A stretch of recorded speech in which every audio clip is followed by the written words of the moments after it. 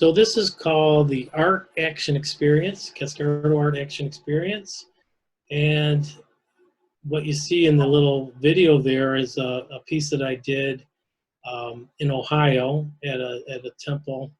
I was at an outdoor fair. So I created the black line drawing, and then people are invited to add color and patterns and shapes to the design. That's basically what this interactive mural process is all about.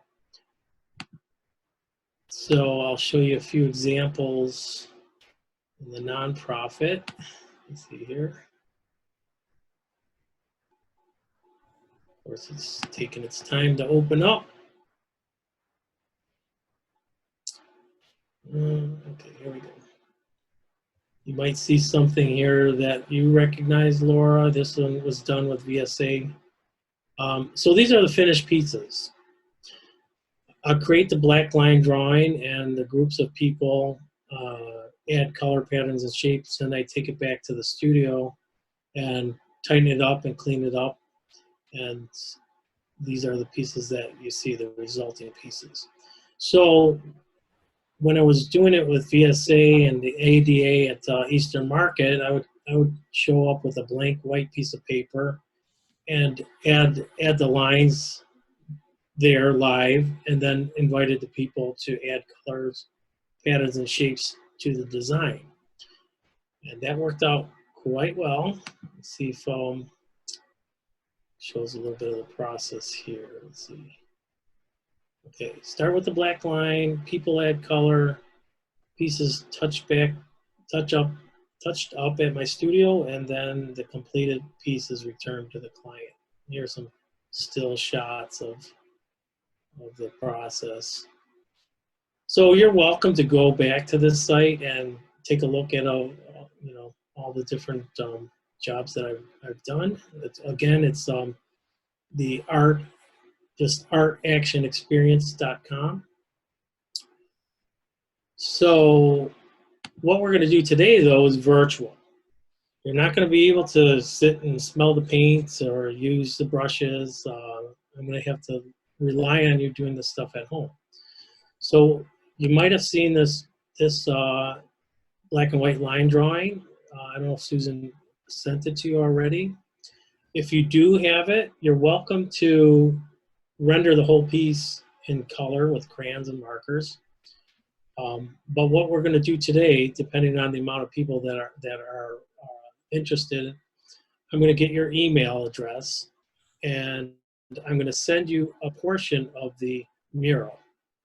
And here's just an example. So you'll get a little tile with a with a portion of it. I'm going to email it to you. So you can do one of two things.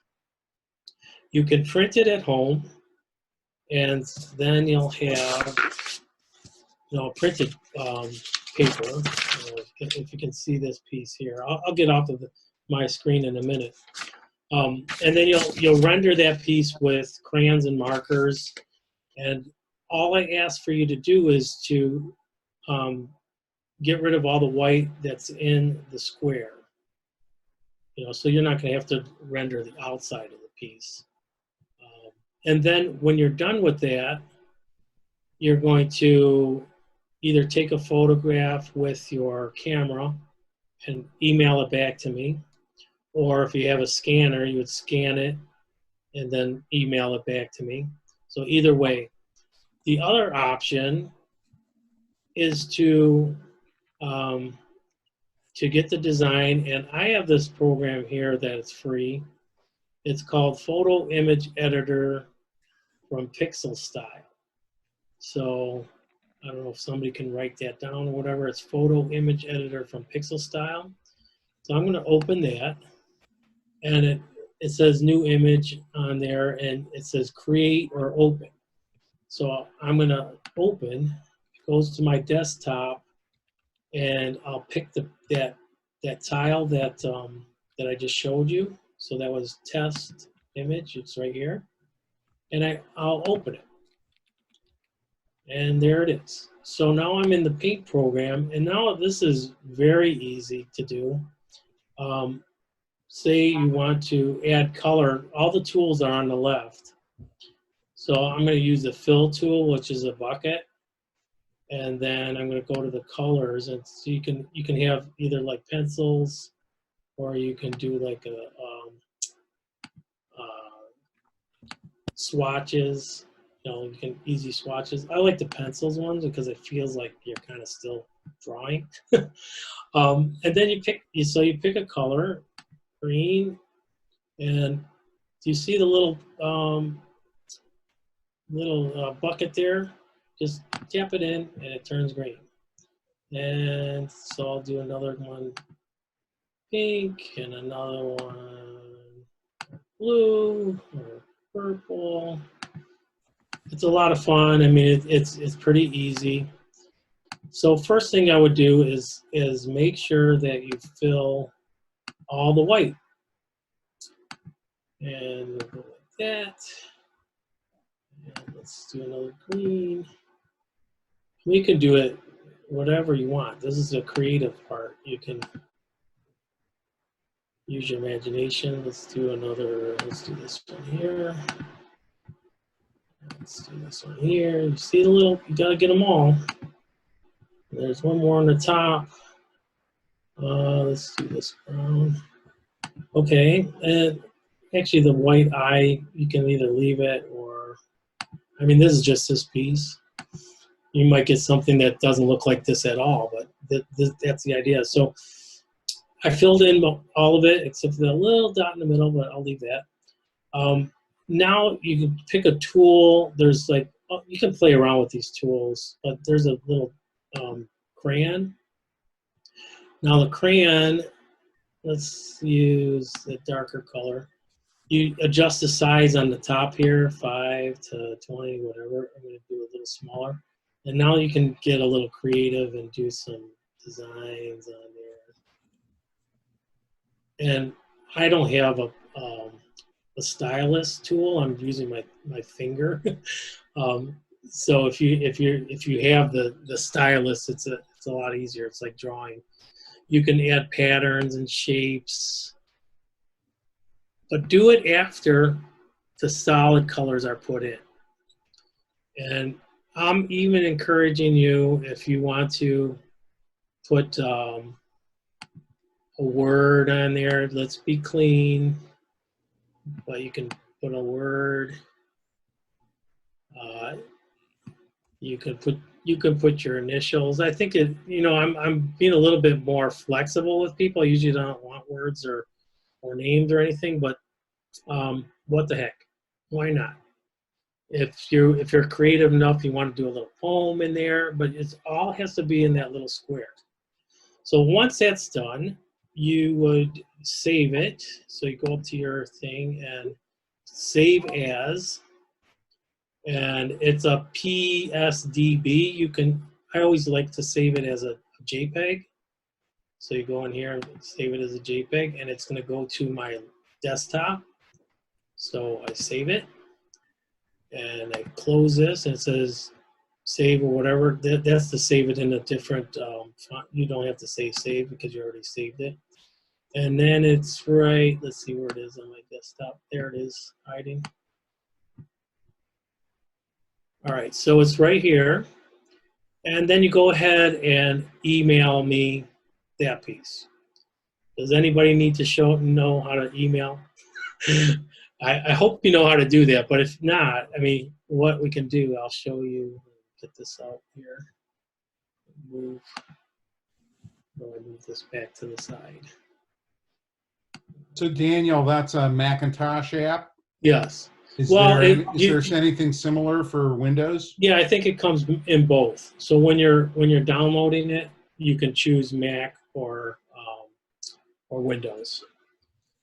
And again, if you want to try that, I'm okay with doing the traditional method also of crayons and markers. You know, everybody should have some. With COVID going on, you should have a bunch of crayons and markers around the house. So to email it, again, you would go to your email. Let's see here. I'll email from my Google one here. Right. Okay, so you're going to email it to dac@danielcascardo.com, and you can put the subject ADA virtual mural, and then since it's on your desktop, let's minimize that.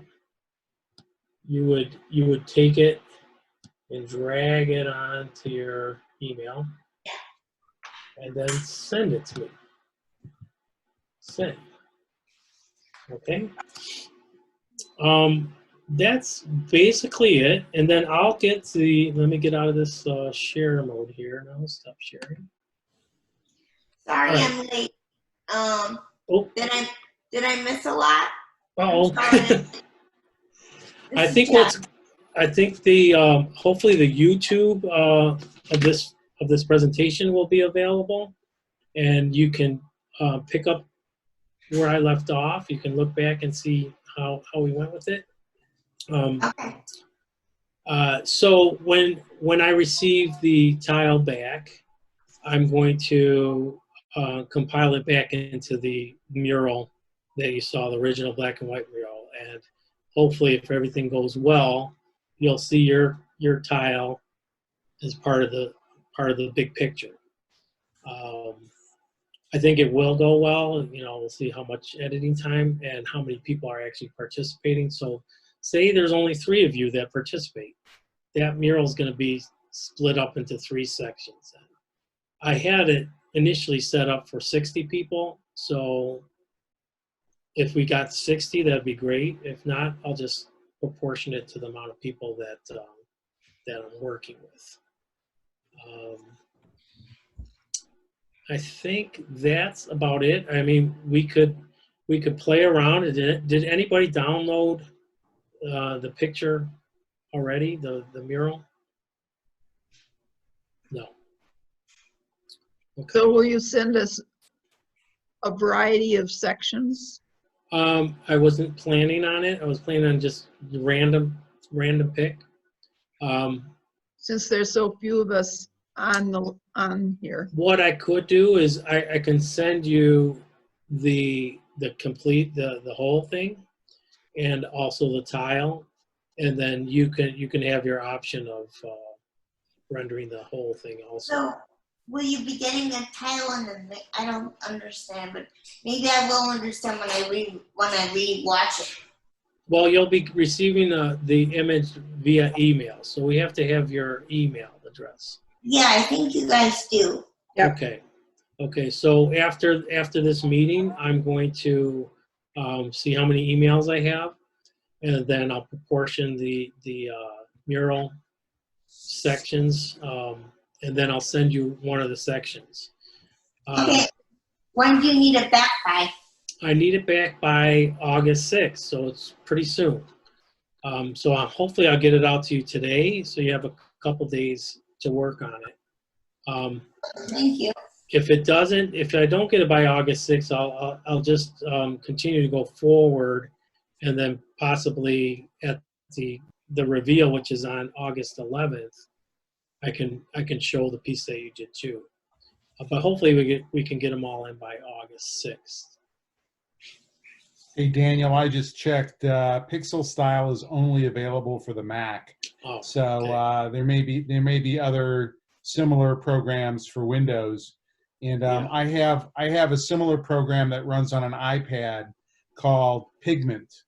So Okay. if somebody wants to use an iPad to do almost exactly the same thing you just demonstrated, Pigment is a very good program for that. Thank you. That's really good to know. I was researching, trying to get the simplest one free. If you have Adobe Photoshop and that kind of stuff, that you can do the same things with. Most of those are paid for apps. If you just look at like coloring programs or photo retouching, photo touch programs, they usually have a paint section, and you can do it on your phone too. So say I email this to you and you open it on your phone, you can get the app on your phone and do it all through your phone. But we could take the whole mural and color it as much as we like, and then take a photograph of it and send it to you? Yes, yes. Okay, that would work. That would work. I mean, unless you have a scanner, then you'd scan it into your computer. I have one, but majority of people don't have scanners, so I would just take a photo with your phone. And then So you can make like your own thing, and then you could just take a photo of it. well, you want to stay in the lines of the design. So whatever I'm sending to you, you can do your own thing in the area. So let me go back to the screen share here. So this is the large mural.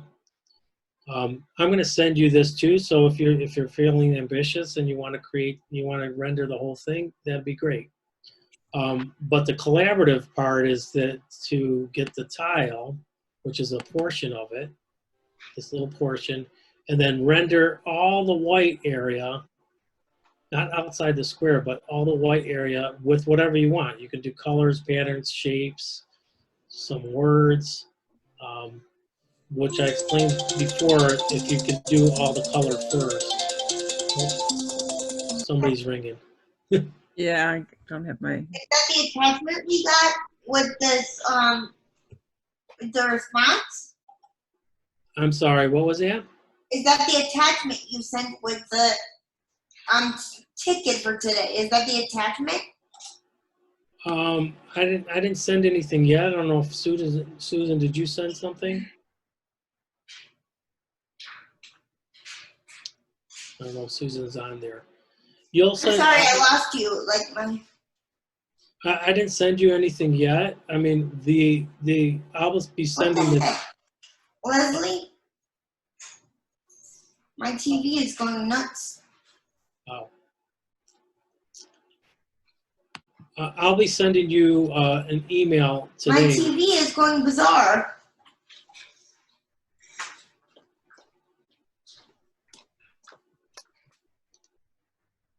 Yeah, maybe some computer Yeah. issues.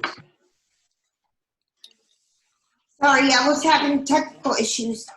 Hi, Hello. I was having technical issues. Okay.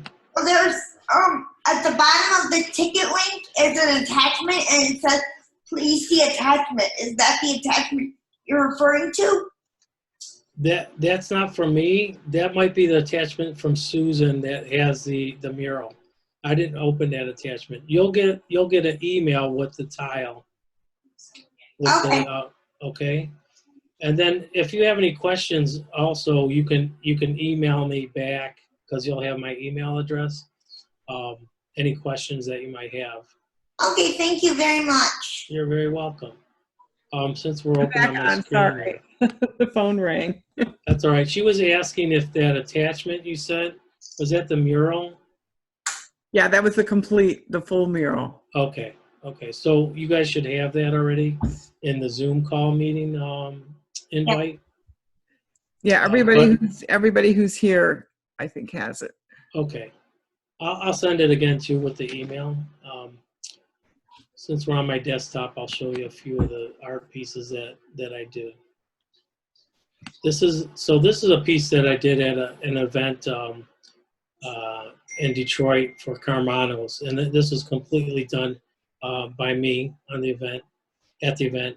But I wanted to show you, see how I incorporate, still do the black line, but I incorporate colors and patterns in the design, and it gives it a little bit more depth. So just to see this panel where my cursor is, looks like a little city scene on a corner. I'll blow that up a little. You see how it looks? That gives it a lot of character and interest. So when you look at it from far away, you don't really recognize it, but if you continue to look, you find things that are interesting. Daniel, look in the chat. There's a question from JR. Okay, let's see how to get to the chat. Rudy wants by the 6th. Oh, okay. More chat. JR privately? No, JR.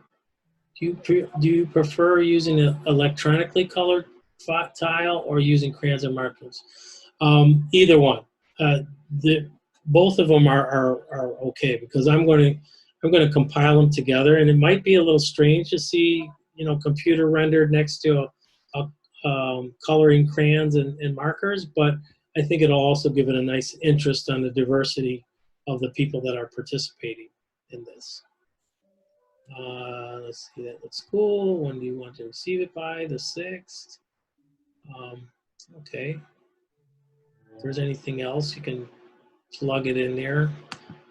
Here's another piece, black and white piece that I did. Again, there's a lot of things going on. This is a triptych, so there's 3 panels. And this is what I love to do, just, show exact, just spontaneous and expressive. Laura knows that I kind of work a lot with dancers, and it shows me like a lot of movement and activity like a dancer. What about a dancer? Because I'm a dancer. So what about? Oh, great. Well, I work a lot with dancers. So when I'm working, let's get out of here now. Let's see. When I was with VSA Arts, we would of course work with drama and dance and music. So my work has a lot of fluid movement to it, just like a dancer. So if you use your pencil, you can use your paintbrush or pencil like if you're dancing on the floor. That's cool. I think that covers it. I mean, I was going to see if we can do something here while we're on together.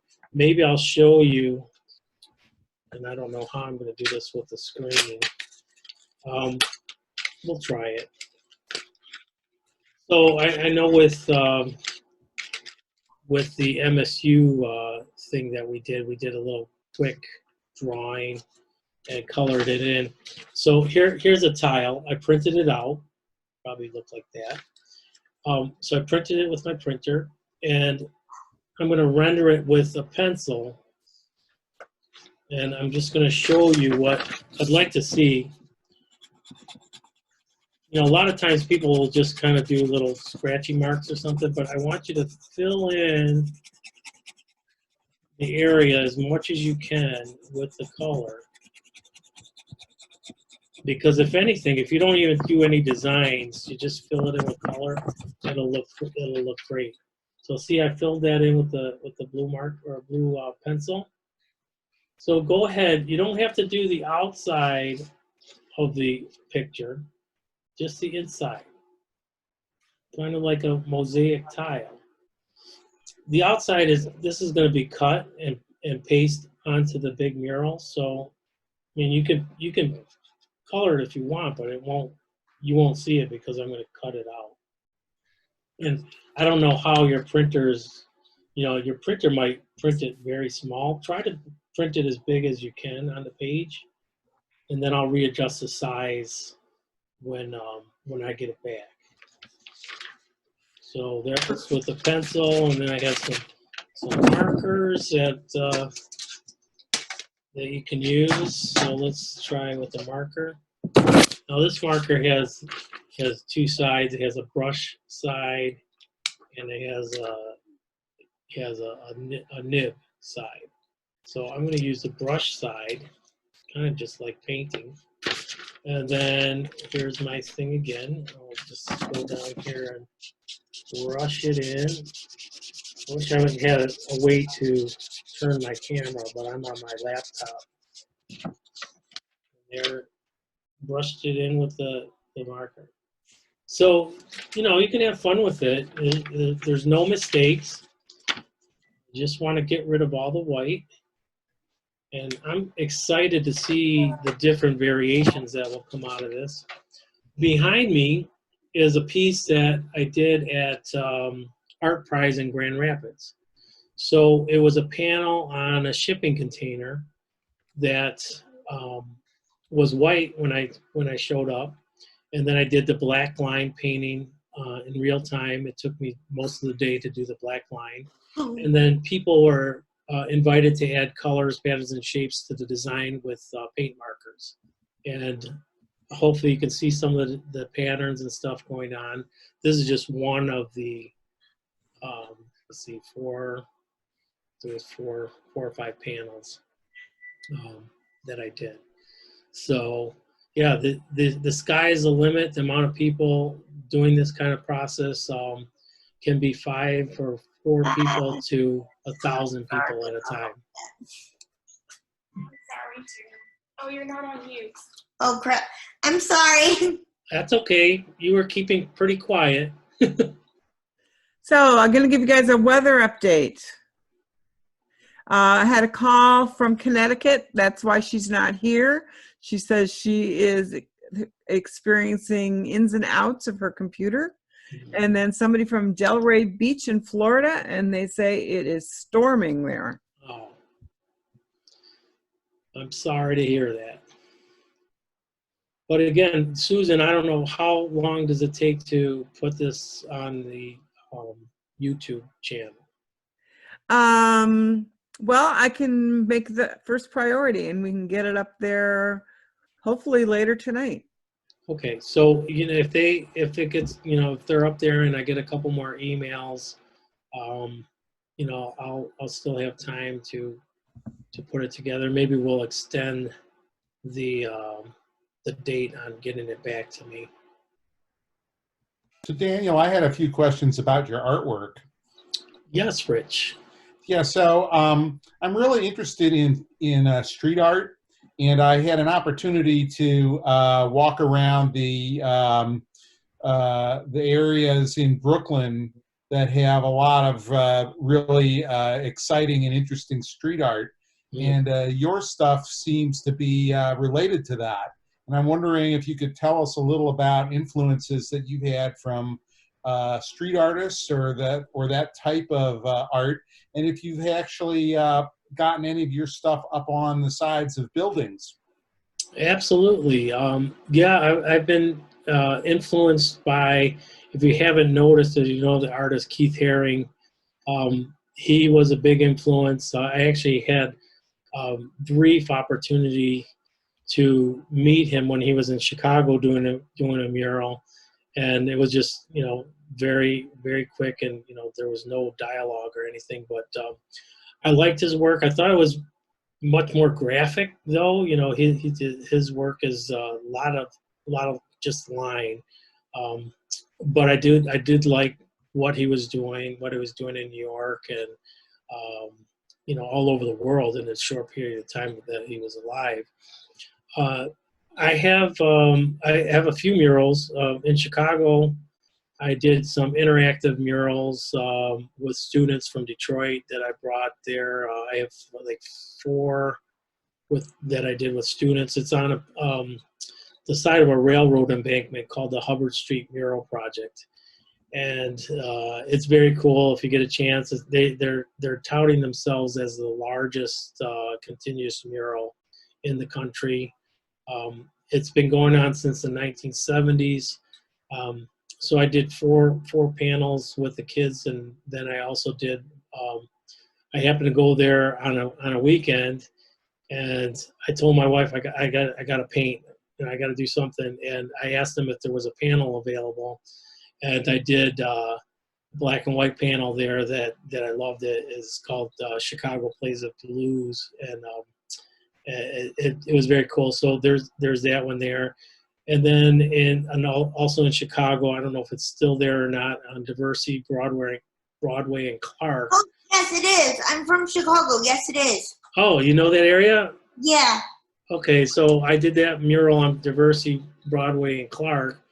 Oh my gosh, that's such a small world. A fan, yay! Yay!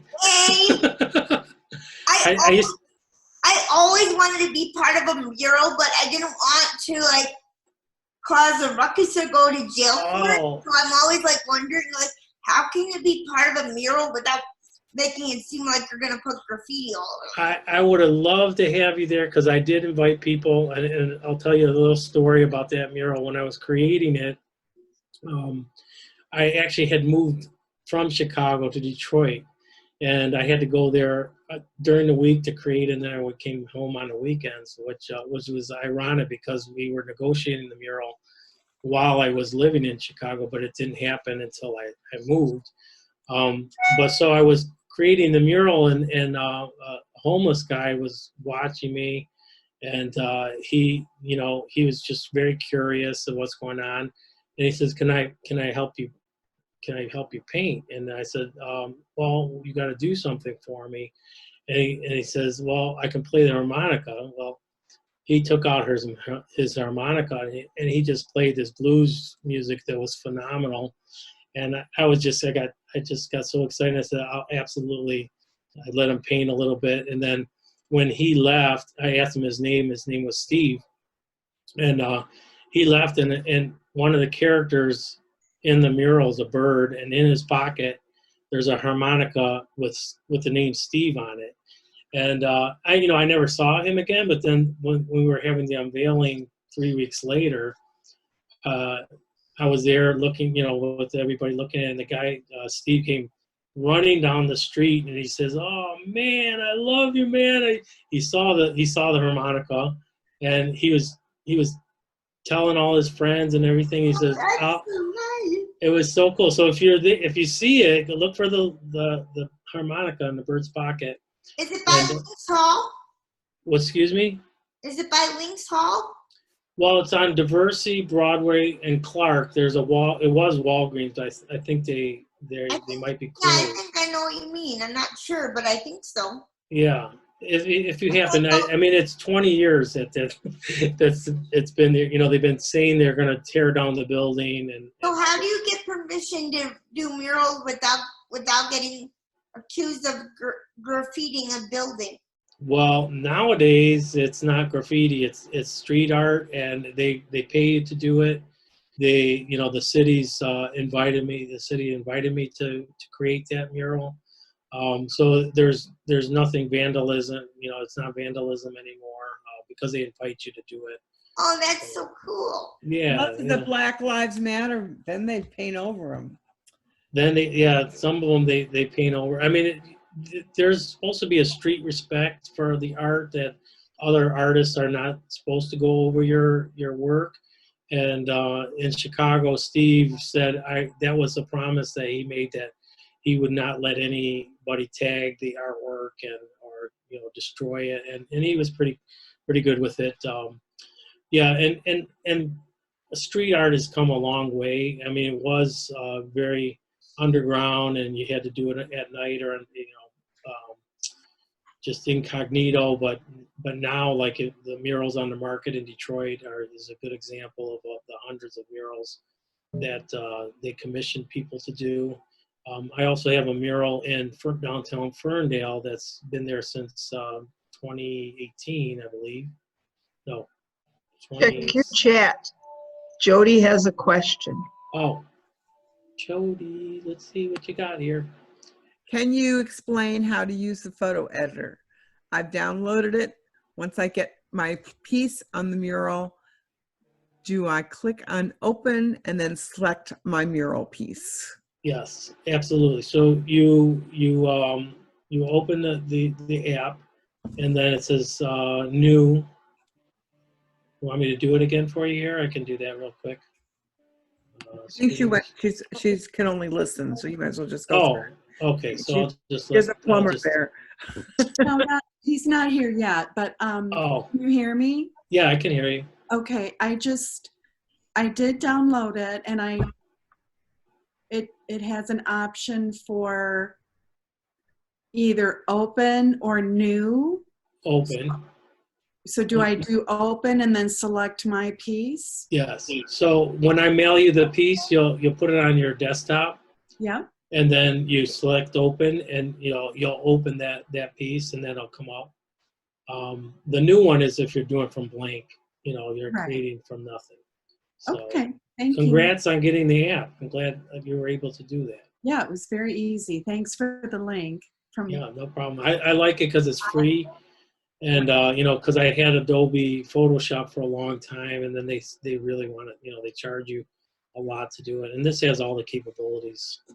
Um, you know, I haven't even touched all the capabilities that it has.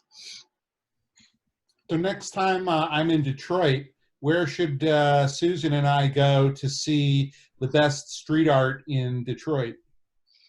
Yeah, so besides the one that I did in Ferndale, there is the Murals on the Market, which is an Easter market, and they have tours of the murals there. It's phenomenal. I think in the last 10 years, they went from, you know, one or two to 100 murals, and they have artists from all over the world.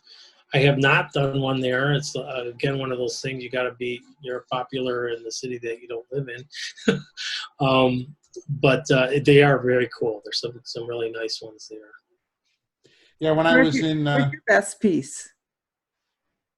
Which one should we go see for you? For me, I think you should see the one in Ferndale, because that's not, I don't want to say my best, but it's there. It's through a walkway between 9 Mile and Troy, between, you know, Woodward, just east of Woodward Avenue.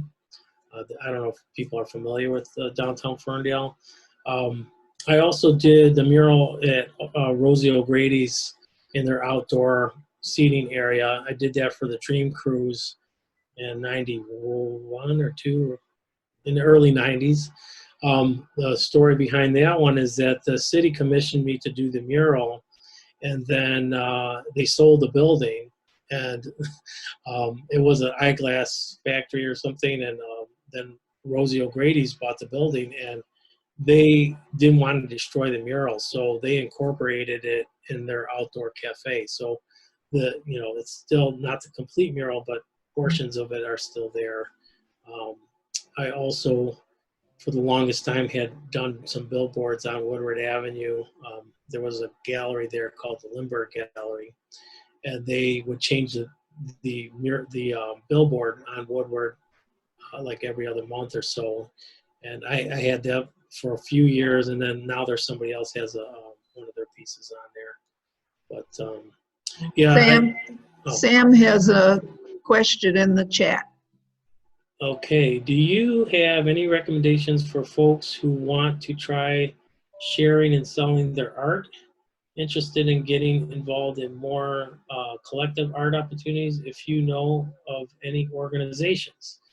Okay, so there are a lot of organizations in Detroit. Unfortunately, they're all scattered. What I would suggest, let's see, for the best accessibility. Oh, there's He's from Chicago. This person is from Chicago. From Chicago. So right?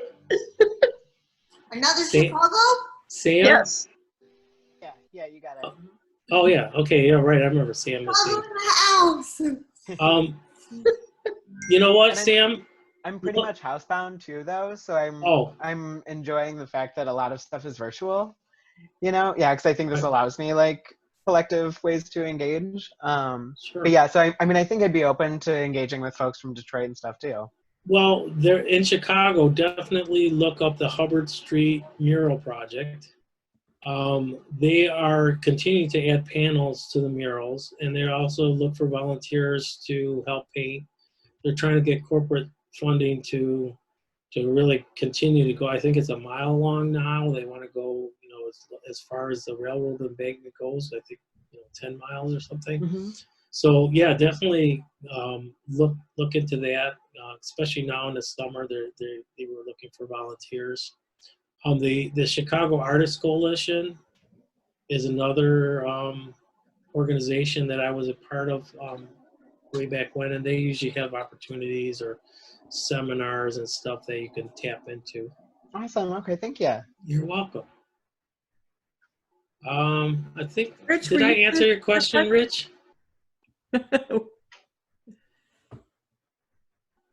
Yes? Okay. I don't know what else we can talk about. I could talk about my work all day long. I was just going to say, you know, for street art, it's usually thought of as being ephemeral. So a lot of the very famous street artists who've painted in Bushwick in Brooklyn, they don't really expect their panels to stay up for all that long. And the Bushwick Neighborhood Association actually allocates, you know, some of the warehouse walls. They just tell artists that are well known that they're asking to paint, they'll point at one and say, you know, this one's been here for a while, you could paint over that one. And nobody really expects their stuff to stay up forever. So that's just part of the ethos of street art. Right. Well, and with the elements too, they really don't have a longevity. I know that another area in Detroit is called the DeQuinder Cut. There are bypasses that people have painted, and they literally last maybe one season because Michigan weathers are so brutal. You know, the paint chips off and that's it. But like you said, yeah, the artists really don't expect them to stay long, and you know, but you do it because you're expressing yourself and you want to get a point or an idea across, and it's great. And unfortunately, people still don't respect the fact that the artist is a working person, and you know they're getting a lot of entertainment and joy out of it, but they're very they don't like to fund it. You know, they don't like to pay for it, and which is sad because the arts in general contributes so much to our society. Yeah, it's annoying that like that's the first thing that goes in schools too, like music or art or even like like anything extra, like field trips, like anything. And just and I thought we were in an era before Corona that these things would start they would find a way to get funding. I thought we were past that. I mean, that was when I was going to school, but like I don't know. I just thought that because this generation is so wanting to get involved in everything, not that I wasn't as a kid, I was grateful for everything, but like I feel like there are stronger voices out there now. Kids aren't afraid to like say, hey, that was wrong, and like they're not afraid to do, like they're fearless. I'm like, I was watching this video about this 15-year-old teenager, and she was doing a whole seminar in front of her entire school, which was really big because it was a high school. So I was like, whoa.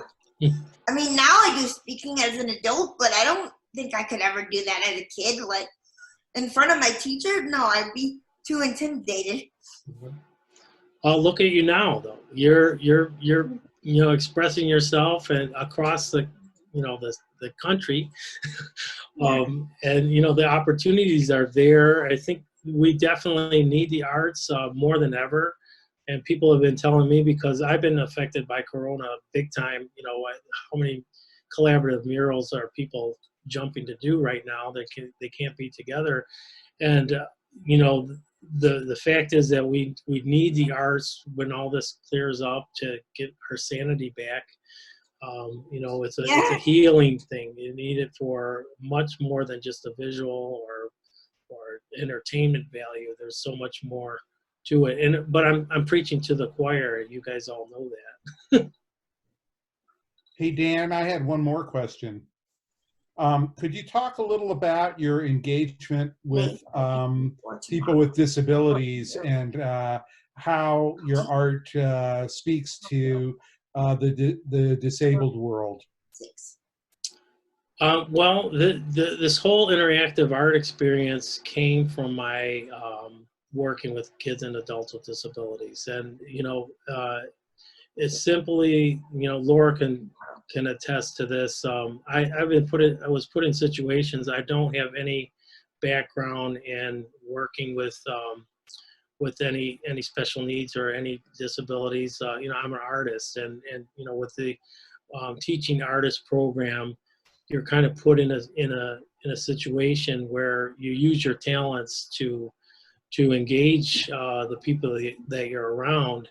And I was put in situations, one in particular with a blind person that, you know, I'm teaching visual arts, and how do you teach visual arts to somebody that can't see? Well, I got a you know, lesson myself, is that it wasn't all about what you see, it's what you feel, what you hear.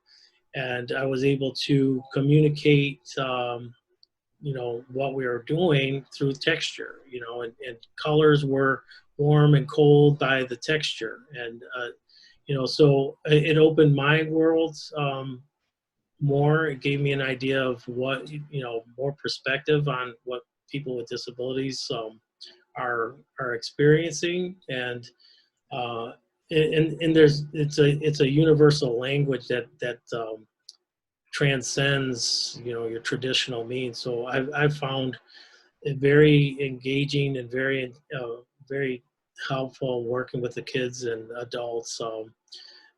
They have a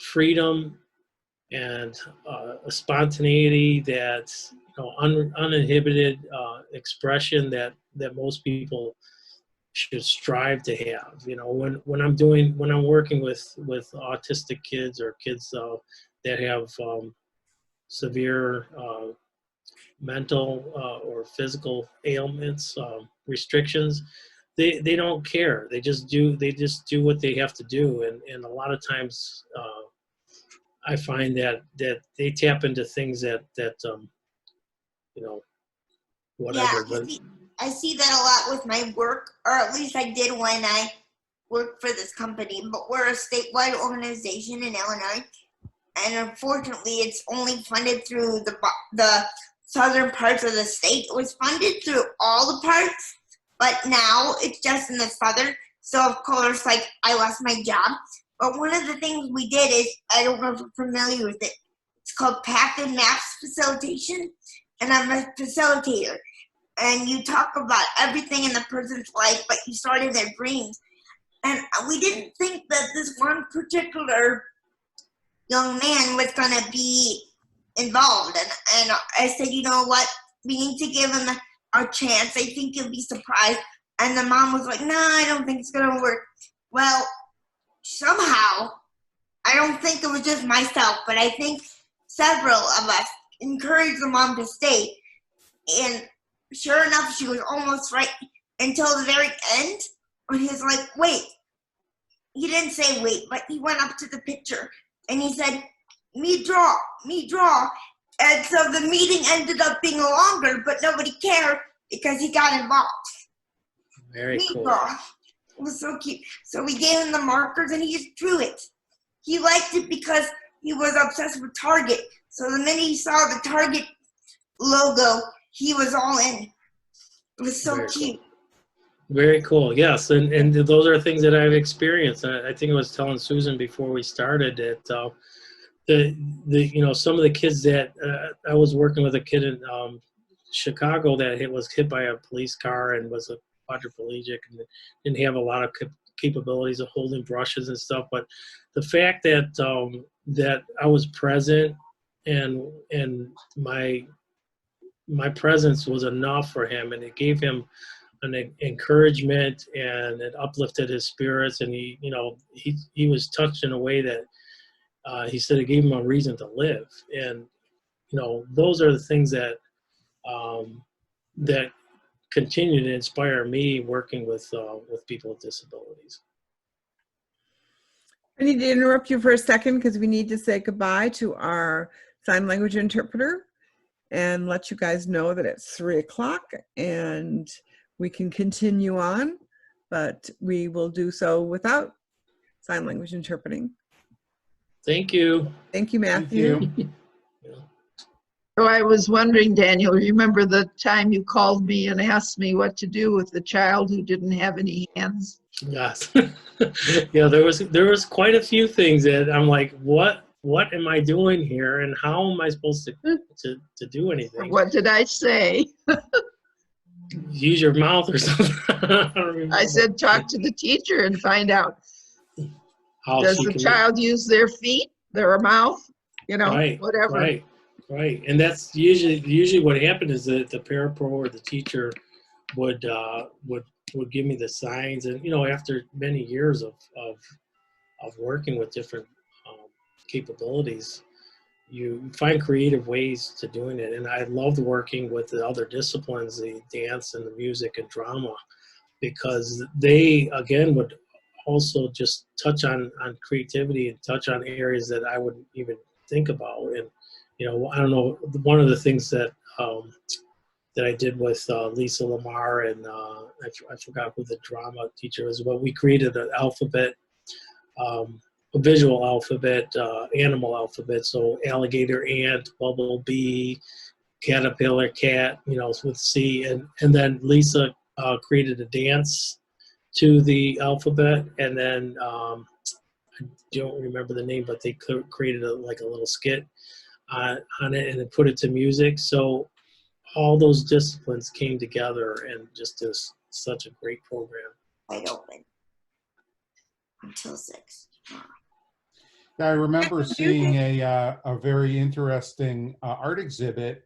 It was also in New York. I tend to go to New York to see a lot of art. And this was at the Whitney. And they had actually collaborated with people with many different disabilities, but lots of people who were blind, people who had no use of their arms or their hands. And they collaborated with them in an interesting way. They had people who were almost like interpreters, but they were art interpreters as opposed to language interpreters. And they would work with the artists and help the artists actually express themselves on canvas or a panel or whatever. And the art was done by the people with the disabilities, but with some help from people actually helping them physically create the art. It's a little controversial because people are, wondering how much of it is actually the interpreter's work as opposed to the artist's work. But they had some very spectacular and very interesting art, and they had a whole show of it at the Whitney. It was very interesting. Yeah, I would like to see something like that because I've heard about that kind of work, like collaborative work, but I've seen a video, but they showed a very, very tiny part. Like it was about different art things that the people were. So anyway, the clip that they showed for the art portion was talking about how this person helped this other person to create art, but they didn't really show it for long. So me with vision issues, I was having trouble even seeing it, and then it went away, and I'm like, wait, show me that again, and I couldn't, it was so fast I couldn't even write it back because it was so short that I'm like, is there an article I can read about that? Or I'll see if I can look up right now on the Whitney's website and see if I can find the link to that exhibit from the past. I'll see if I can post that to the chat. Okay, thank you very much. Daniel, do you think that art by people with disabilities should be labeled as art by people with disabilities, or do you think the disability should be an unknown? I think it should be unknown. I think like any, and this is, I won't get on my soapbox, but I don't think you should,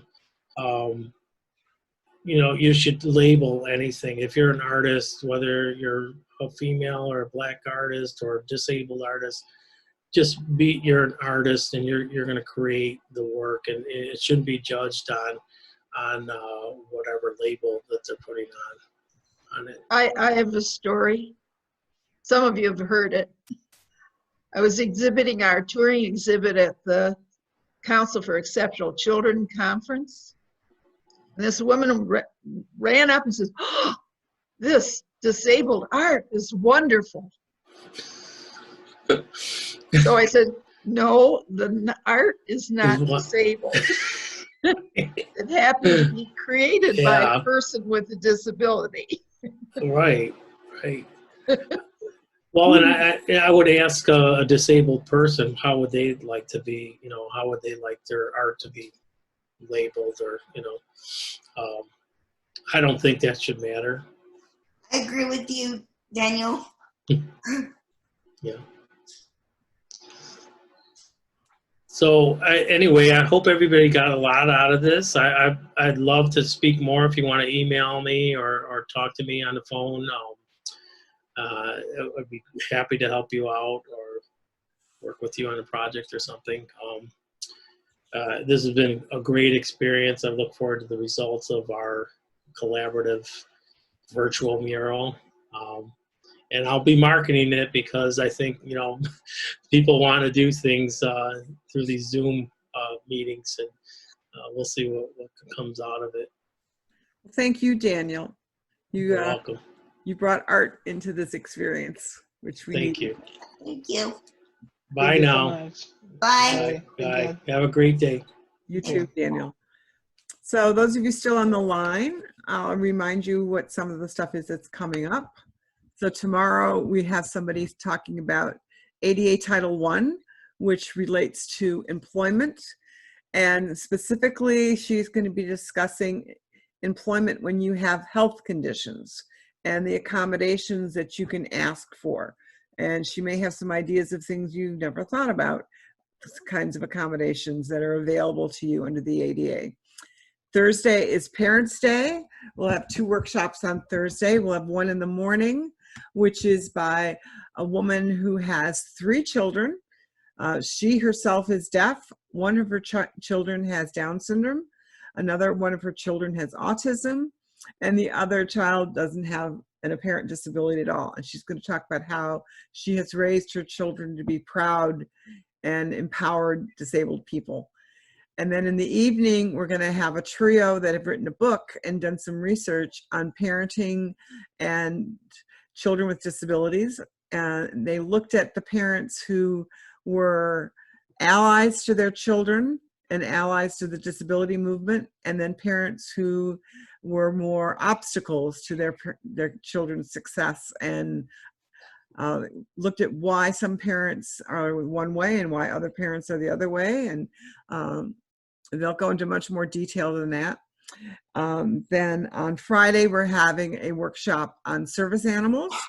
And it's going to be talking about not just what a service animal is, but what a service animal isn't, and what kinds of things that people often call service animals are not in fact service animals at all, and when these animals have rights and when they don't have rights.